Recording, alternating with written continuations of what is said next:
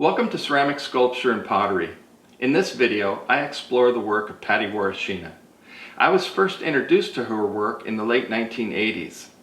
I share my take on her pieces that I feel represent her best as a ceramic artist. My responses are based on what I see in her work rather than an artist's statement or a critic's review. The work is presented chronologically and grouped by series.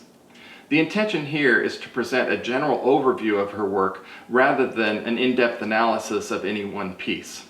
Let's begin. Patti Warashina grew up in Spokane and went to the University of Washington to study science. She changed her major to art and received her MFA in ceramics. She was originally a painter but fell in love with the medium of clay. She was hired as a professor there and became a lifelong teacher of ceramics.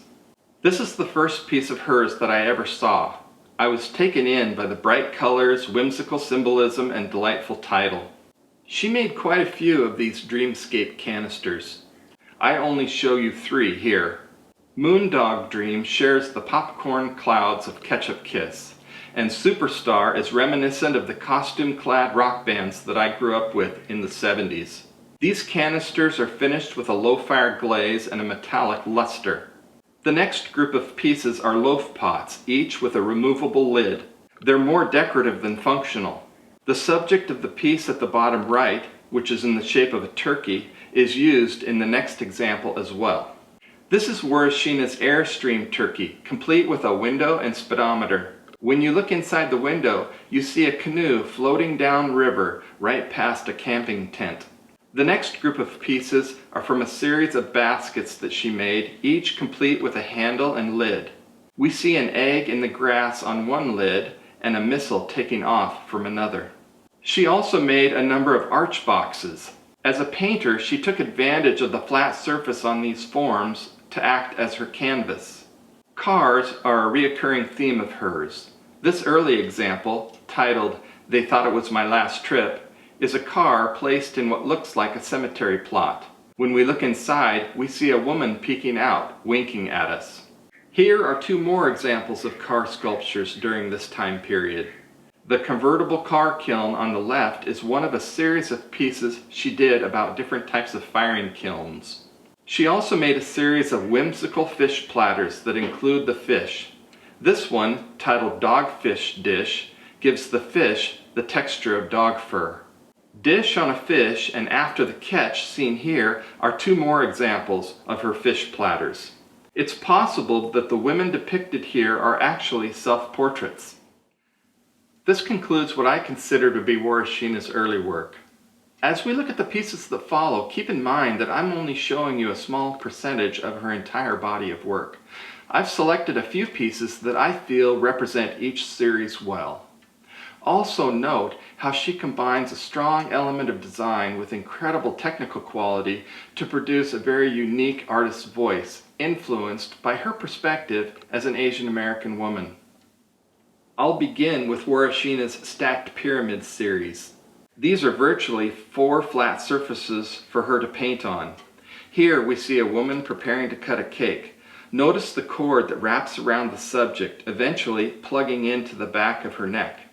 Bird Brain on the left exemplifies how she combines 2- and 3-dimensional design as we see the arms on the side panels reach forward to grab the corner posts of the pyramid. If you look carefully at the sides of the pyramid, you'll notice notches to help lift the 3 compartments apart. Next is her altar series. To me, these pieces represent a transition from 2 to 3 dimensions. The top is relatively flat and the bottom is entirely 3-dimensional. Over the Hill is a playful example of her use of cultural symbolism. These altar pieces apply low and high relief. At the top, her mouth goes in a bit and her nose sticks out a bit in low relief. At the bottom, there's a form that is entirely 3-dimensional. Because her hands, holding a mothball, come out from the background, this is referred to as high relief. Wash and Wear uses the same convention. A woman washing clothes while wearing a clothesline shares a whimsical, light-hearted approach to the artist's voice. Drops of water on the tile counter show attention to detail. Here are 3 more altars from this series. The three-dimensional element in "You Captured My Heart" are arrows piercing a heart. Barking up the wrong tree makes me wonder if the woman is turning into a dog or the dog into a woman. Tiger Lily presents a circus atmosphere. A woman in a tiger print outfit with training whip in hand passes through a ring of fire. The tiger lily flowers are displayed in high relief. The next series of pieces are predominantly white. To me, this represents a break from the painted surfaces of previous work to a stronger focus on sculpture. The imagery of cars has returned. In Octopus Car, I wonder if the line from the cover to the stakes is actually clay. Clothesline Robbery is a hilarious piece with a strong sense of movement as we see a car rushing by. In High Tension Wire, we see a car on fire with 4 flat tires as a devil dances around with matchsticks in hand. Metamorphosis of an Angel shows the progression through time of an angel breaking out of a cocoon and taking flight.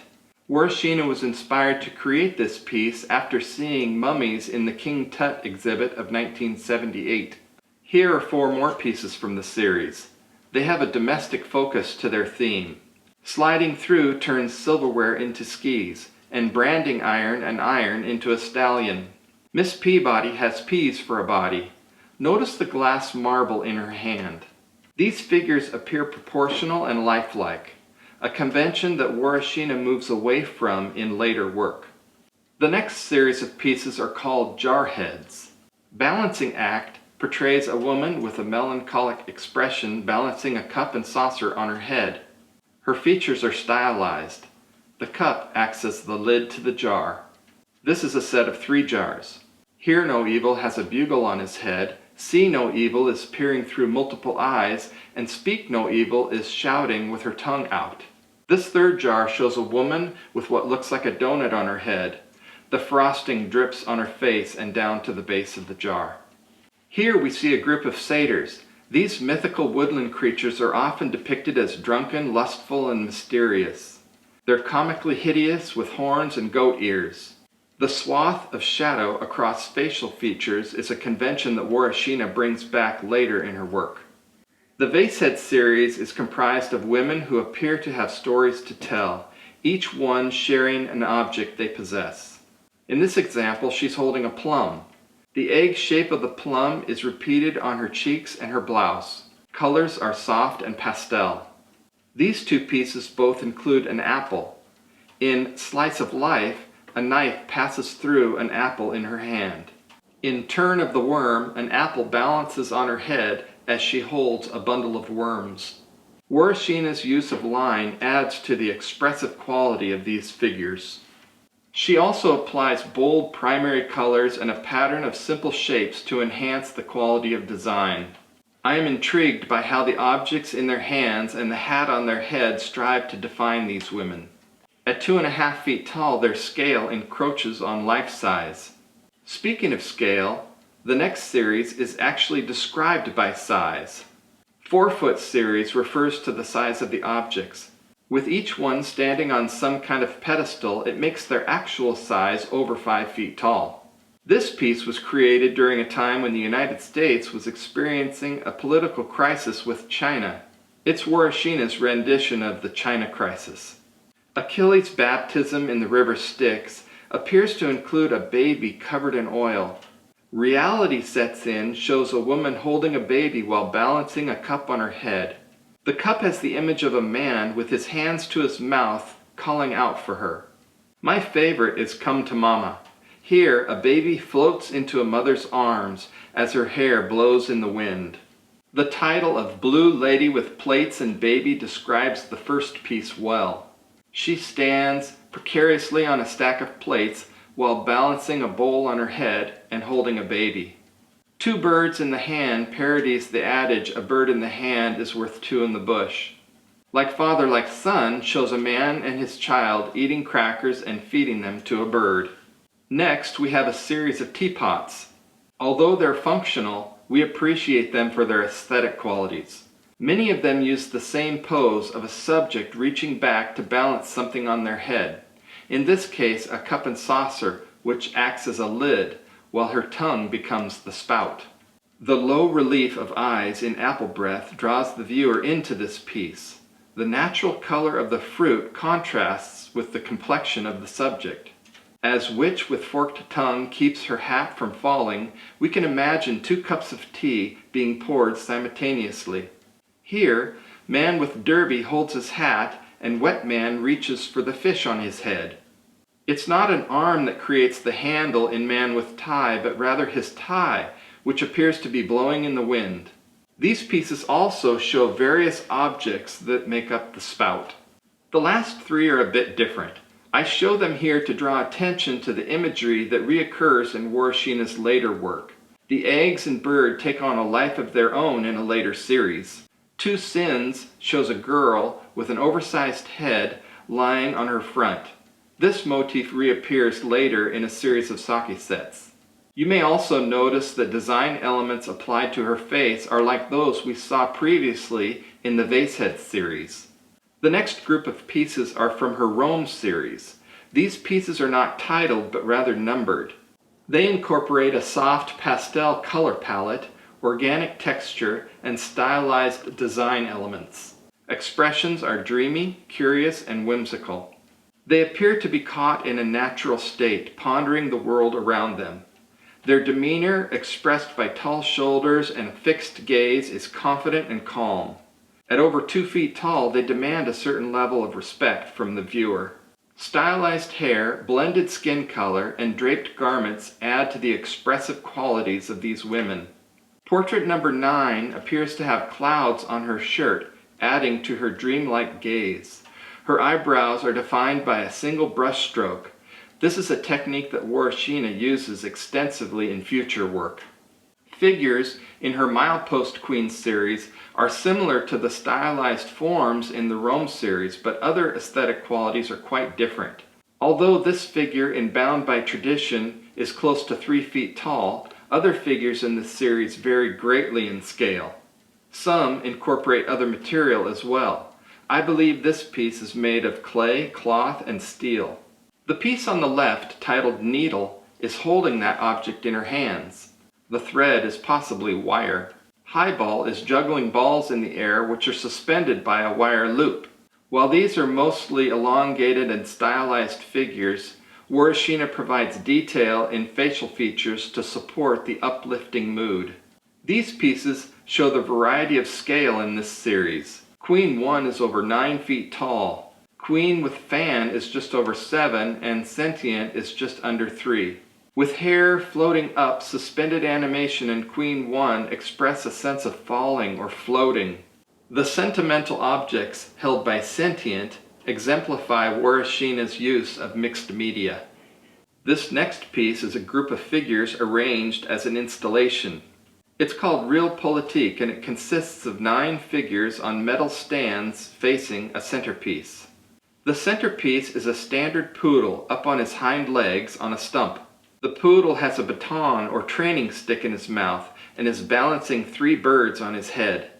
Let's consider the other figures individually. The first, called Crow Whisperer, depicts a woman holding a branch with a crow on her head. Another, called Heir Apparent, is of a woman balancing a red ball while holding a glass plumb line.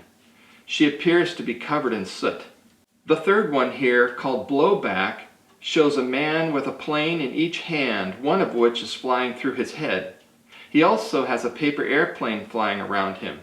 The cartoon googly eyes are a convention that Warashina uses in later work. Strongman, with an exclamation point for a head, is holding barbells that are actually bombs. Sitting Ducks is of a woman balancing a plank on her head, which is holding the type of ducks you might see at a shooting range. Hook, Line, and Sinker is of a woman holding 2 fish. She's wearing a hat that is surrounded with fishing line, each one with a hook and worm, and she also appears to be standing in oil. Tule Lake Retreat is a man in the form of a lookout tower, the kind of tower you would have seen at the Japanese internment camp at Tule Lake. Winglet Adventure is a Catwoman type figure, complete with boots, gloves, and a mask. She has a bird and a missile flying around her. The last one is interesting to me because of how it converts form to shapes. Zero has two traditional forms on her hat, a cone and a sphere. Each are divided in half, creating what would be matching circles. Circles also appear on the subject's belly as concentric shapes. Warashina's next series of pieces, called Drunken Power, are functional sake sets. Oil Slick depicts George Bush and Dick Cheney surrounded by barrels. They are the sake bottles and the oil barrels are the cups. Notice the spouts in the foot of Bush and the hand of Cheney. The Cheney figure is like the Two Sins teapot we saw earlier. Kaching uses that same convention as well. Here, the stack of coins are the sake cups. Silent Sounds shows a woman floating in a lily pond. Each of these sets include a bottle and cups on a tray. The use of googly eyes returns in Oops, where a man surrounded by his missiles has one flying back at him. We have seen the bird and egg motif of Snowbird used in early work. Her use of this imagery continues in later work as well. Warashina had an opportunity to collaborate with a group of glass artists in Seattle. In this series, her ceramic figures seem to play with their glass counterparts. In Beneath the Lotus, a girl hides playfully beneath a glass dome. The lotus on the glass should cast dark shadows on her, but by the time they fall, transform into blue and red paintings. Gaffer Girl holds what looks like a pipe used to blow glass. You've Got Something in Your Eye is a whimsical exchange between the ceramic subject and her glass companion. The most endearing relationship between clay and glass is seen in Kiss. Emotion is amplified by the presence of a single tear. It may be important to note that, with the exception of facial features, Warashina's subjects are becoming more simplified, losing definition in joints and detail in dress. Her cat box series is no exception. These highly stylized jars with lids are quite curious-looking creatures. Symbolism is prevalent but somewhat elusive. Many of them are seen holding a red ball and sporting horizontal stripes on a leg, a tail, or both. Some have cat-like features, as in 13E, while others, such as 19D, appear to be more human. 13F almost looks like someone hiding inside of a cat costume. In either case, their gaze is somewhat mysterious and hypnotic. The next series of pieces contains an extensive body of work that focus on the concept of conversations. It's a body of work that supersedes her work with glass. Pecking order, seen here, depicts three women chatting around an egg. The title implies that there's a leader of this friendly group. In each of these two pieces, titled Whisper and Secrets, we see a girl in the midst of a conversation with her dog. There's so much detail in facial features that I wonder if they represent real people in Warashina's life. An orange palette is used on these two, while the next group applies red. Here we see girls in conversation with birds. The bird in Eye to Eye focuses intently on the girl as she shares her story. Care is expressed in Is This Yours?, where a girl seeks to reunite an egg with its owner. Harassment in the third piece is more playful than aggressive. The palette shifts to blue in these two playful pieces. The simplicity of forms and fields of black, along with simple lines, are in contrast to the details found in faces, hands, and feet. This appointment is shared by both people and their companions. The conversations in these next two examples is not with a pet, but rather with the moon. Lunar Affair is a wall hanging that depicts multiple phases of the moon. With her face illuminated by the glow of the moon, we can relate to the girl's peaceful gaze in the piece titled By the Light of the Silvery Moon. Warashina had mentioned being inspired by light that shines through Venetian blinds, which is exemplified in these three pieces. The two on the right use this horizontal pattern to depict water. The illusion of fish suspended in the water is similar to the blue ball bouncing off the knee of the girl in the first piece. Passage Through Venetian Light is a large-scale piece with multiple figures, many of which are seen gazing skyward. The full piece, seen in the middle, is flanked by details. Because some figures float upward, we may interpret this piece as ascension into the afterlife. The overall hourglass form of the piece could represent time, and people who turn into birds represent transition. Gossip Mongers is probably the quintessential piece in the series. It tells a story counterclockwise around a circle, which begins with two people talking and a third eavesdropping on their conversation. As we move around the circle, the story is retold and passed along, being distorted at each exchange. In these two details of Gossip Mongers, we see how cans on a string toy telephones have turned into sticks of dynamite in the last frame. The story concludes with two figures engaged in a heated argument.